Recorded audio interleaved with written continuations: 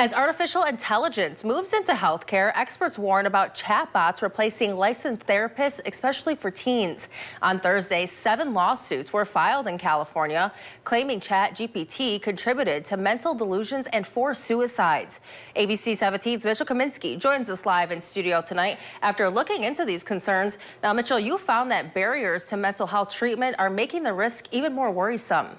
Yeah, Erica, research from the National Library of Medicine shows nearly half of Americans who could benefit from therapy can't get it because of cost or limited access. AI-powered therapy chatbots promise a cheaper alternative, but experts and lawmakers warn they could have unintended and even dangerous consequences. Many Americans are struggling to access the mental health care they need. More than 1/3 of Americans live in areas with limited access to mental health resources, especially in rural counties. A 2024 government study found the U.S. faces a worsening mental health crisis, with shortages expected across nearly all behavioral health professions by 2037. Because of this, many people have been turning to AI for therapy. It is a relatively recent phenomenon, but it is a growing concern for sure. ChatGPT alone now has nearly 700 million weekly users, with over 10 million paying subscribers.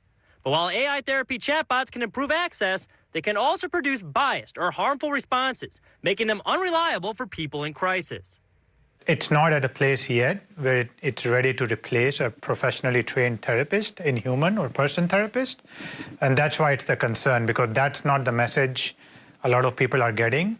Missouri Senator Josh Hawley has been an outspoken critic of AI and is calling for tighter regulations of how AI interacts with young users. These chatbots they're posing as priests, they're posing as counselors. They're none of these things. They're not even human. And these chatbots are encouraging the kids to commit self-harm or to take their own lives. And tragically, quite a number of teenagers have done so at the behest of these AI chatbots. That needs to stop.